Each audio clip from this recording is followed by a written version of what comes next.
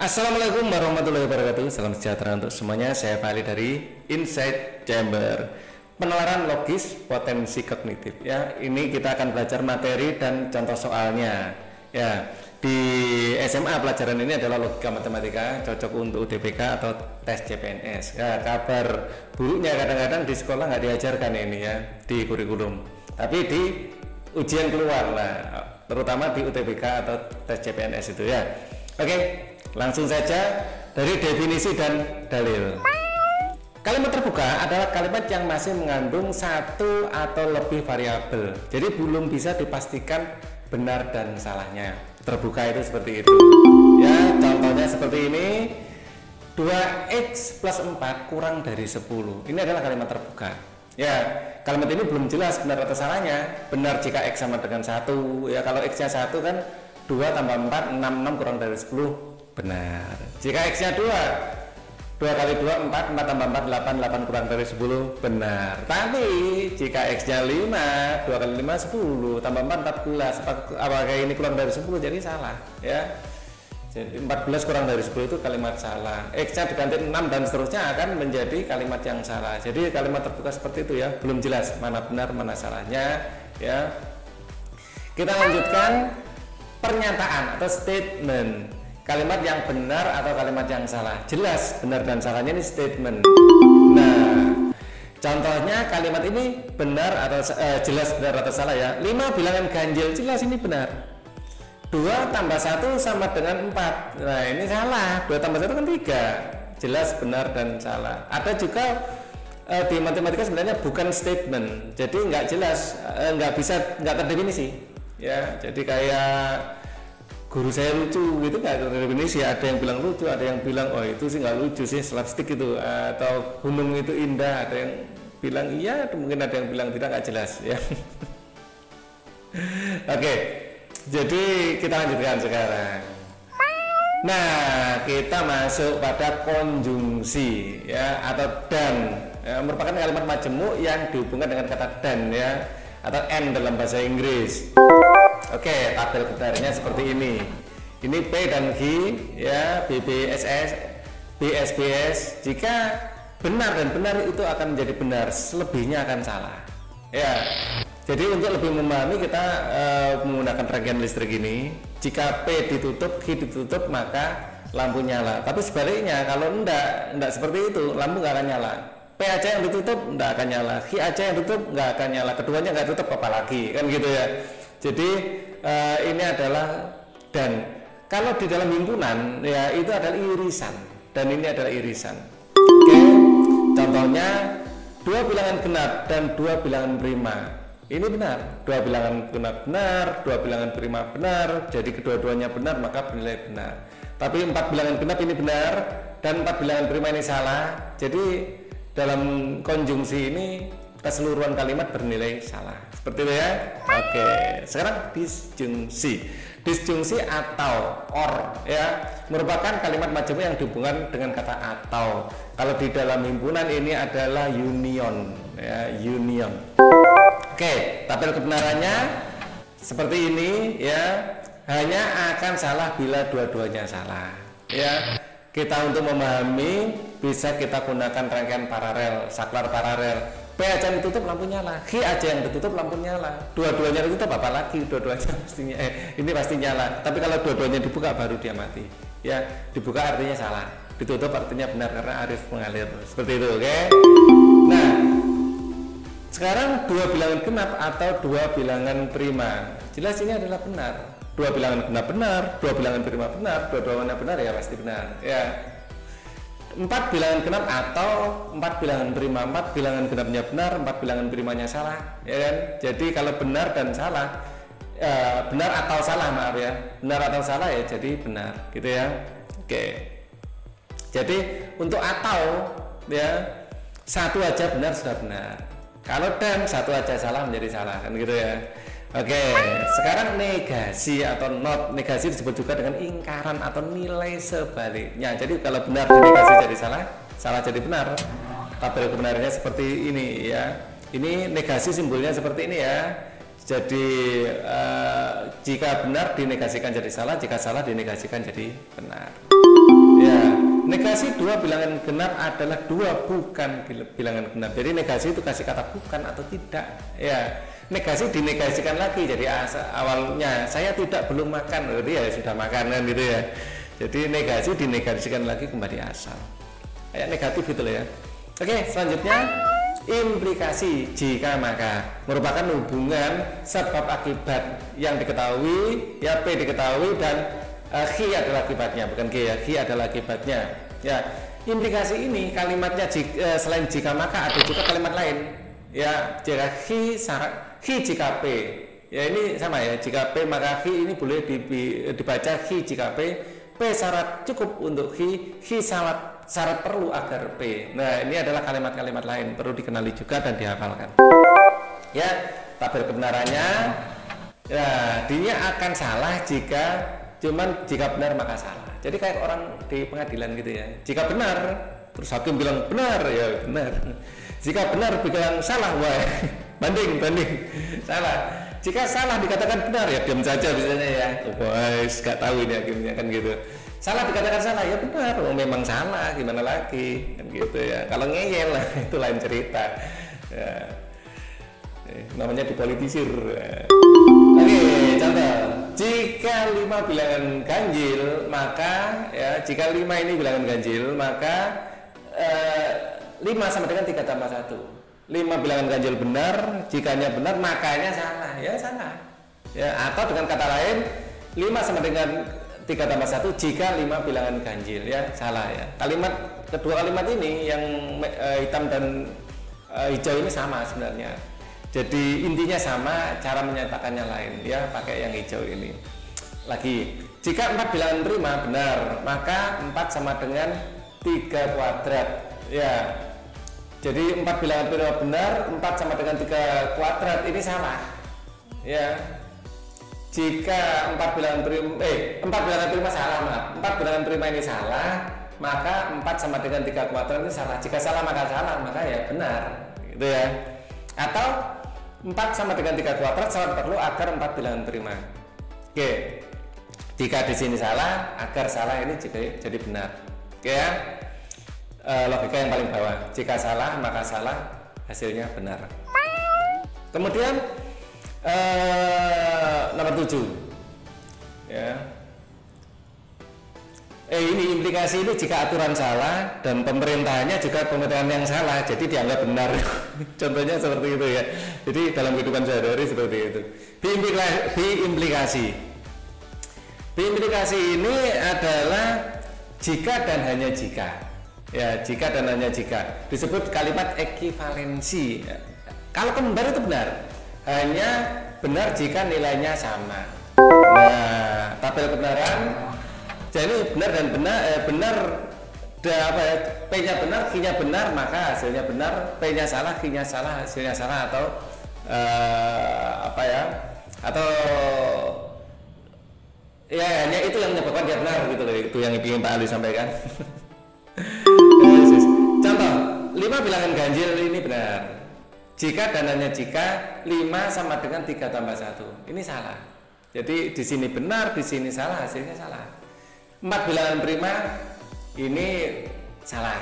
Jika dan hanya jika 4 adalah 3 kuadrat, ini juga salah. Ya. Jika salah dan hanya jika salah, jadinya benar. 4 bilangan prima salah. Jika dan hanya jika 4 sama dengan 2 kuadrat jadi salah. Nggak kembar masalah di sini salah, kok di sini benar. Ya, jadi harus kedua-duanya salah atau kedua-duanya benar. 4 bilangan ganjil ini adalah salah. Jika dan hanya jika 4 sama dengan 3 kuadrat. Ya, di sini juga salah. Ya, jadi hasil akhirnya jadi benar. Matahari terbit dari barat salah. Jika dan hanya jika bulan sebesar Jupiter juga salah. Jadi akhirnya jadi benar. Seperti itu ya. Kita lanjutkan. Sekarang pernyataan berkuantor ini sering sekali muncul ya. Pernyataan berkuantor adalah pernyataan yang mengandung ukuran kuantitatis. Ada 2 macam kuantor, yaitu kuantor universal dan kuantor eksistensial. Kuantor universal dinotasikan dengan angka balik dan kuantor eksistensial dinotasikan dengan kebalik. Ya, kuantor universal sekarang. Kuantor universal dilambangkan dengan A kebalik, ya, dibaca untuk semua, atau untuk setiap, atau seluruh, untuk seluruh, ya. Seperti itu adalah cara membaca huruf ini, ya. Jadi untuk seluruh atau untuk semua X yang elemen R, E kuadrat lebih besar atau sama dengan 0, ini benar, ya kan? Jadi semua dikuadratkan akan menjadi lebih besar atau sama dengan 0. Negatif pun dikuadratkan jadi positif, kan gitu ya. Untuk setiap anggota X bilangan real berlaku X kuadrat sama dengan 0. Oke. Semua makhluk hidup bernapas. Nah, ini cara baca ini adalah semua. Jadi makhluk hidup bernapas ini adalah P-nya. Jadi ini adalah semua makhluk hidup bernapas, nggak ada kata semuanya ya, ini maaf, ini salah ketik. Makhluk hidup bernapas itu adalah P-nya. Ya, kuantor eksistensial sekarang. Kuantor eksistensial dinotasikan dengan E dibalik, dibaca ada, beberapa, terdapat, atau sebagian. Ya, ada P, dibaca ada P ya, atau terdapat P atau beberapa P. Oke, ada X, elemen R, X kuadrat tambah 2X min 10 lebih kecil dari 0. Ya, bacanya gitu ya, ada X anggota bilangan real sedemikian sehingga, gitu juga nggak apa-apa. X kuadrat tambah 2X min 10 lebih kecil dari 0, atau dibaca ada anggota bilangan real X di mana berlaku X kuadrat tambah 2X min 10 sama dengan 0, seperti itu. Ada beruang pemakan bambu, ya, simbol ini ada P-nya adalah beruang pemakan bambu, ya, biasanya kan beruang makan daging, ada pemakan bambu, ya, yaitu panda, kan gitu. Kita lanjutkan pernyataan berkuantor dan ingkarannya. Nah, ini ingkaran dari semua itu ada, ya, ingkaran dari ada adalah semua, pada intinya gitu ya. Jadi ingkaran dari ada PX, semua PX adalah ada negasi PX, ya. Semua ada PX, ingkaran dari ada PX adalah semua negasi PX, seperti itu. Oke, kita akan lihat bentuk ini. Jadi ini ada bentuk ada X, ya, berlaku PX dinegasikan menjadi semua X berlaku PX dinegasikan jadi ada PX berlaku negasi PX, seperti itu ya aturannya. Jadi ini PX nya harus dinegasikan. Oke, contohnya sekarang semua sapi bernapas dengan paru-paru, ya, negasinya adalah sampai kaget sapinya. Tidak semua sapi bernapas dengan paru-paru, ya, jadi sapinya sampai kaget ya, tidak semua sapi bernapas dengan paru-paru. Ini adalah negasi, ya.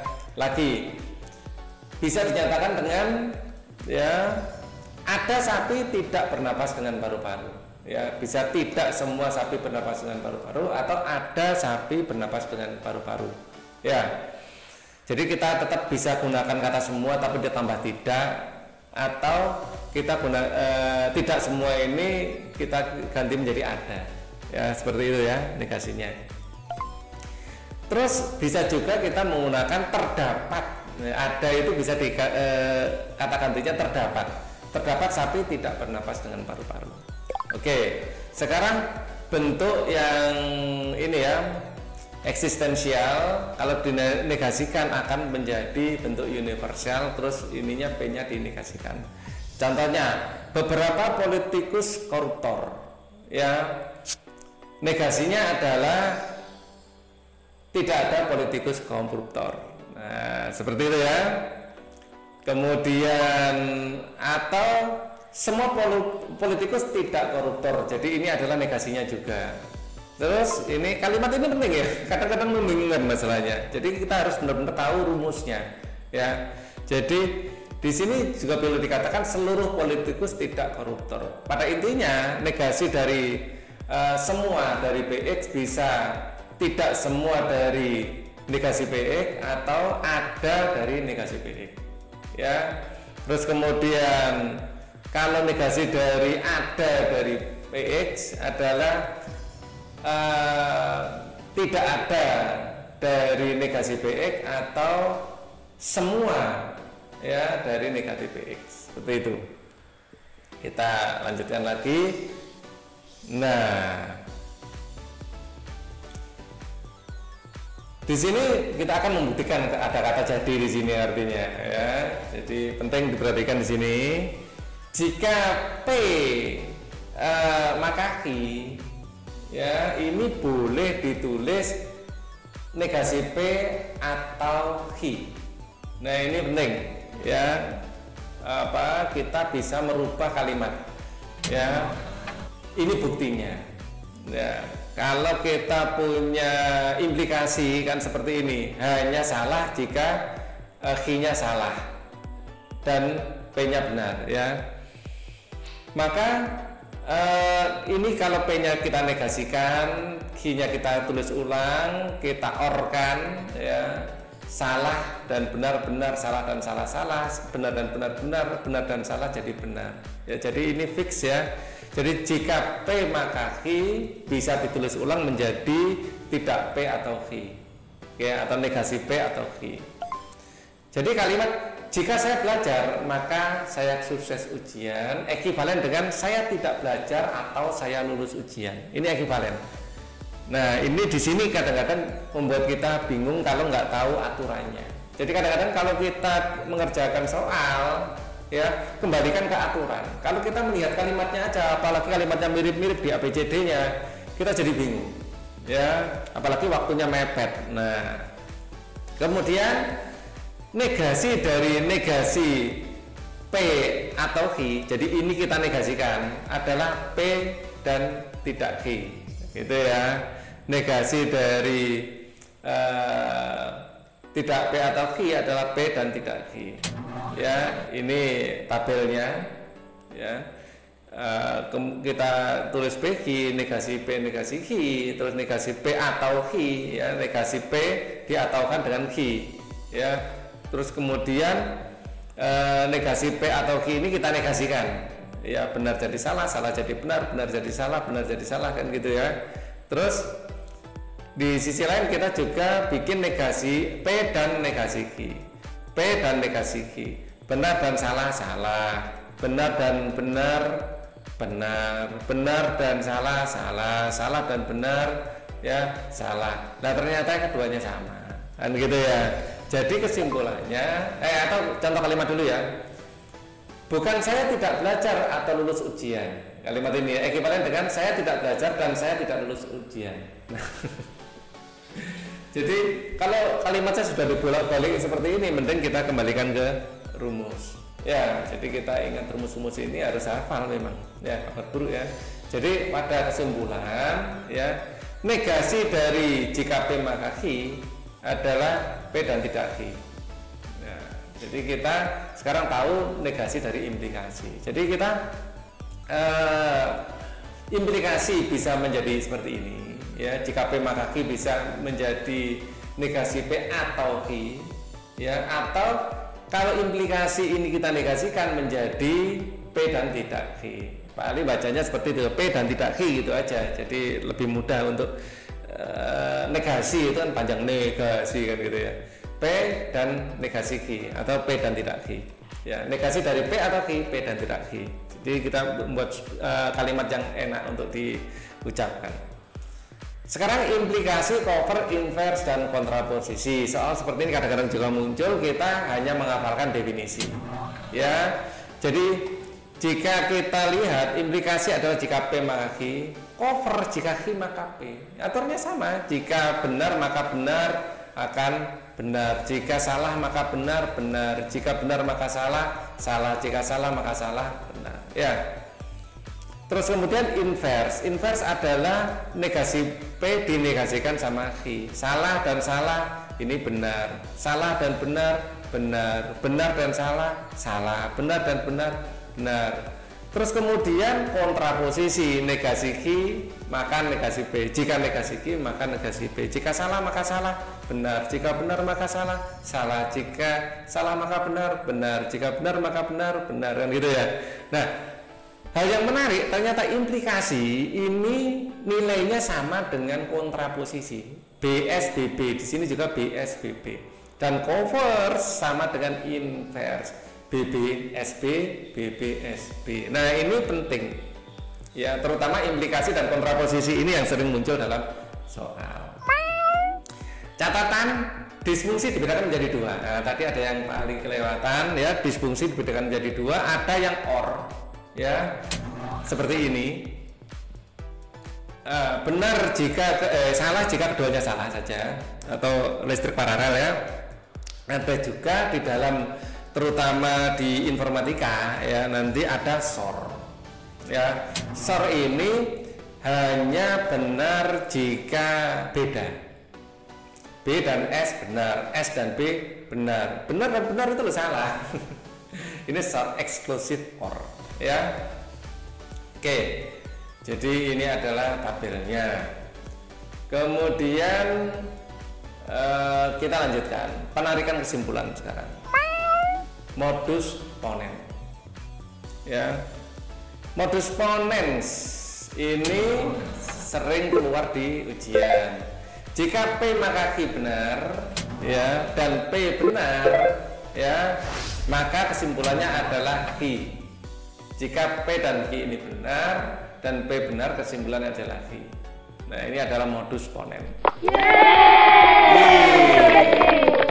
Kemudian modus tollens. Modus tollens ya, jika P maka Q benar dan negasi Q benar, kesimpulannya adalah negasi P.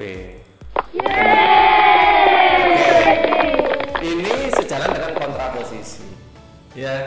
Jika negasi, karena jika P maka Q ya, maka sama dengan jika negasi Q maka negasi P ya. Kita harus mengingat implikasi.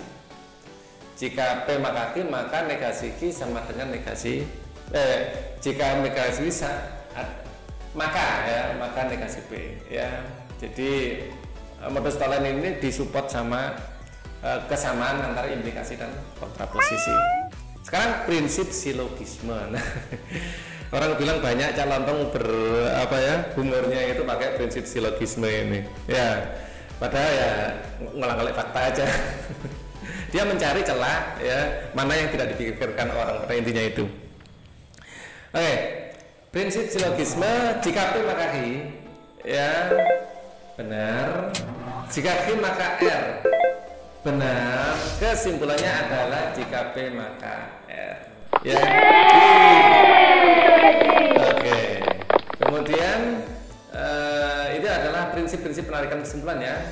Sekarang kita waktunya latihan soal. Kita mulai dari nomor 1. Semua pohon basah ya. Semua pohon ini kita anggap sebagai P. Semua pohon basah saat turun hujan ya. Jika pohon basah maka turun hujan ya. Ini jika pohon basah maka turun hujan. Jika turun hujan maka ibu pulang malam. Jika turun hujan maka ibu pulang malam, kan gitu ya secara logika. Nah, maka bisa kita simpulkan sekarang, jika P maka R, jika pohon basah ibu pulang malam ya, bisa simpulkan seperti itu. Jika semua pohon basah maka ibu pulang malam. Nah, kabar buruknya di sini tidak ada. Nah, maka kalimat semua pohon basah maka ibu pulang malam kita cari ekivalennya ya. Kita ingat implikasi. Jika semua pohon basah maka ibu pulang malam, bisa kita implikasikan menjadi jika ibu tidak pulang malam maka semua pohon kering, kan gitu ya. Tidak basah itu kan kering ya. Jadi jawabannya ada D, ibu tidak pulang malam maka semua pohon kering, seperti itu. Lanjut. Semua laptop mempunyai layar LCD. Kadang-kadang himpunan seperti ini lebih mudah kita gunakan untuk menjelaskan. Semua laptop mempunyai layar LCD. Ya, layar LCD lebih besar dari laptop karena tidak hanya laptop yang punya layar LCD, televisi juga. Ya, seperti itu. Semua laptop mempunyai layar LCD. Ya, jadi himpunan laptop ini adalah himpunan bagian dari layar LCD dalam kalimat ini. Beberapa laptop masih bisa digunakan saat LCD rusak. Jadi ada laptop yang masih bisa digunakan, ada yang tidak di sini. Ya, jadi Yang tidak anggap saja bukan laptop ya. Tidak dimasuk dalam laptop tapi bekas laptop ya, atau laptop perusahaan itu. Nah, kesimpulannya adalah ini dari sini kesimpulannya ya. Jadi jawaban yang C, ada laptop, tidak semua ya, ada laptop yang dapat digunakan saat LCD tidak rusak. Lagi, jika apel adalah sayur, apel ini sayur, maka bayam adalah buah. Buah ini artinya apel itu di dalam himpunan sayur ya, bayam dalam himpunan buah. Nah, ini dibalik sengaja, soalnya dibalik membuat soal biar kita bingung ya. Jika apel adalah sayur ya, apel masuk himpunan sayur, bayam masuk buah. Buah itu segar ya, buah itu segar, buah dalam himpunan bagian dari segar. Atau sayur itu sehat, sayur ada di dalam himpunan bagian sehat. Kesimpulan yang bernilai benar adalah yang C. Buah apel adalah sayur dan sayur itu sehat. Apel ini sayur dan sayur itu sehat. Enak ya. Kalau apel adalah buah, ya apel sayur. Ya, nah ini untuk mengacaukan pikiran kita, karena sebenarnya apel itu buah dalam kehidupan sehari-hari kan gitu ya. Jadi lebih enak dibikin sketnya seperti ini. Bayam adalah sayur, bayam adalah buah dalam soal ini. Ya, jika seperti itu. Ya, bayam adalah buah, oke. Atau buah itu sehat. Nah, sehat ada di sini. Apel itu segar, apel itu bukan segar tapi sehat. Ya, ini permainan kata-kata saja. Lebih enak di sket ya. Nomor 4. Nah, suprinya di luar. Semua pekerja masuk kantor hari ini. Ya, jadi semua pekerja masuk kantor hari ini. Ada pekerja ya. Nah, pekerja ini himpunan bagian dari masuk. Ya, beberapa kantor mengadakan acara bersih-bersih ruangan. Beberapa kantor mengadakan acara bersih-bersih ruangan. Ya, tidak semua kantor sih. Makanya ada himpunan bagian di sini. Beberapa kantor mengadakan acara bersih-bersih. Supri tidak masuk hari ini. Pasti Supri bukan pekerja kantor ya kan? Nggak masuk. Padahal semua pekerja itu masuk loh. Semua pekerja masuk. Ya, pekerja itu masuk, dia nggak masuk, di luar kata masuk ya, di luar himpunan bagian dari masuk, jadi jelas bukan pekerja kantor. Kita lihat, setiap orang mempunyai mata untuk melihat ya. Jika mata sakit ini P ya, maka penglihatan terganggu ya. Jika mata sakit penglihatan terganggu ya. A memiliki gangguan penglihatan. Nah, di sini A memiliki gangguan penglihatan berarti kan di sini Q tapi tak kasih merah ya. Jadi atau negasi Q ini ya. Maka penglihatan terganggu, memiliki gangguan penglihatan. Kesimpulannya adalah apa? Seharusnya kalau negasi Q negasi P ya, matanya sakit ya. Jika mata sakit ya, mata A bukan termasuk orang. Ini jelas salah ya. Atau kalimat yang jawaban yang sudah saya persiapkan adalah yang B ini. A matanya baru sakit. Lanjut nomor 6. Semua kebutuhan membutuhkan uang. Ya, jika kebutuhan maka membutuhkan uang. Ya, semua kebutuhan, jika itu adalah kebutuhan maka membutuhkan uang. Ya. Uang dapat diperoleh dengan bekerja atau menjual aset. Ya, uang diperoleh dengan bekerja atau menjual aset. Ya, Doni harus membeli kebutuhan pokok. Kesimpulannya di sini adalah jika P maka R ya. Jadi semua kebutuhan ya, dipenuhi dengan bekerja atau menjual aset, kan gitu ya. Kita lihat di sini kalimat yang sudah saya siapkan tadi ya. Kebutuhan dipenuhi dengan bekerja atau menjual aset, sebenarnya ini ada kelengkapannya. Ya. Dan di sini Doni harus membeli kebutuhan pokok untuk hidup. Ya, artinya harus bekerja ya. P, semua kebutuhan dia harus dapat uang dan dia harus bekerja. Kita lihat kalimatnya. Ya, sudah saya siapkan jawaban C. Doni bekerja untuk membeli kebutuhan pokok. Nomor 7. Penyakit menular dapat ditularkan dari manusia ke manusia lain. Ya, penyakit menular adalah P, dapat ditularkan dari manusia ke manusia lain. Ya, jika penyakit menular maka bisa ditularkan dari manusia ke manusia lain. Beberapa penyakit menular disebabkan oleh bakteri. Ya, negasi P. Ya, beberapa ini penyakit menular ini kayak semua penyakit menular ya, ini kan beberapa saja ya, disebabkan oleh bakteri ya. Penyakit ini tidak menularkan ke manusia ya, atau disebabkan oleh virus, ini kan P atau Y kan gitu ya. Jadi ini beda lagi variabelnya ya. Penyakit X tidak menularkan ke manusia atau disebabkan oleh virus. Ini P-nya juga bikin P kecil karena beda dengan P besar ya, walaupun mirip-mirip. Nah kalau gini kan ngacak banget ya, ngacak banget ini ya, apa persamaan yang bisa kita buat ya. Kita nggak usah maksa juga menggunakan logika matematika, kita coret yang tidak mungkin aja, terpaksa ya kan, nggak bisa pakai rumus misalnya. Oke, yang A ini jelas salah ya. Penyakit X bukan penyakit menular atau disebabkan oleh bakteri ya. Penyakit X merupakan penyakit menular, jelas di sini penyakit X tidak menular ya, jelas dibantah oleh pertanyaan sendiri. Kemudian penyakit X bukan penyakit menular dan disebabkan oleh bakteri ya, jelas bakterinya ini, apalagi diganti dan, jelas bakterinya ini salah ya. Kemudian penyakit X merupakan penyakit menular atau disebabkan oleh bakteri. Penyakit menular atau, di sini jelas penyakit X tidak menular ya, jelas dibatalkan oleh soal sendiri. Nah, jadi yang tersisa penyakit X bukan penyakit menular dan disebabkan oleh virus. Beberapa rumah menggunakan cat tahan air ya, beberapa rumah menggunakan catan air. Kembali kita gunakan himpunan. Semua rumah menggunakan cat tampak indah. Di sini pasti menggunakan catan air, ini himpunan bagian dari rumah yang menggunakan cat tampak indah ya. Ada rumah yang tampak jelek di luar, yang enggak indah ini, di luar sistem ya, kayak Supri di soal sebelumnya. Kesimpulannya beberapa rumah tidak menggunakan cat ya. Jadi rumah tampak indah, tampak jelek ini kan yang tidak menggunakan cat ya. Ada rumah tampak jelek, berarti kesimpulannya kalau dari kalimat ini dia nggak pakai cat, karena yang pakai cat itu indah. Gitu. Oke. Jika hujan maka terjadi banjir.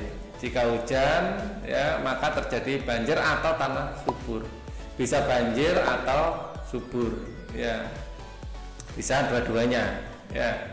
Banjir disebabkan oleh sampah dan selokan kecil ya. Banjir disebabkan sampah ya, selokan kecil. Kemudian tanah yang subur membuat pohon berbuah. Tanah subur membuat pohon berbuah. Jadi overlapping ya dengan hujan. Banjir itu overlapping dengan sampah karena parit itu ya. Kemudian pohon berbuah ya, ini overlapping dengan tanah subur. Oke, kesimpulannya adalah, nah kesimpulannya yang E, hujan membuat tanah subur dan banjir ya. Di sini hujan ini membuat tanah subur dan banjir. Nomor 10 sekarang, mobil AC tidak terjadi embun kaca. Mobil AC tidak terjadi embun kaca ya. Mobil AC itu P, tidak terjadi embun kaca. Jika mobil ber-AC maka tidak terjadi embun kaca. Oke, embun kaca terjadi pada suhu di dalam mobil lebih panas daripada suhu di luar mobil ya. Jadi jika Q maka R. Jika terjadi embun kaca bisa dipastikan suhu di dalam lebih panas daripada di luar. Oke, sekarang kesimpulan yang sah adalah pakai silogisme jika P maka R ya. Kemudian mobil AC suhu di dalam lebih dingin ya, dan akhirnya tidak terjadi embun kan gitu ya. Kemudian yang paling cocok adalah mobil non AC tidak terjadi embun kaca pada suhu luar mobil yang lebih panas. Nah, ini kayak silogismenya ya. Kontraposisi kok silogisme. Mobil AC jadi mobil non AC ya. Mobil non AC tidak terjadi embun pada kaca suhu di luar lebih panas ya. Kalau di luar lebih panas artinya di dalam lebih dingin. Kalau di dalam lebih dingin tidak ada embun kan gitu ya. Jadi ini didukung oleh semua premis-premis yang ada di sini. Oke, ini adalah akhir dari video kita ya. Kita akan ketemu lagi di video yang lain. Pak Ali akan tambahkan ya nanti soal-soal logika, karena ini agak ya gampang-gampang susah. Kadang-kadang kita bisa menggunakan rumus, kadang kita langsung aja gunakan diagram Venn ya. Kadang-kadang kita gunakan logika yang lain ya, misalnya kayak garis diagram, garis bilangan maksud saya.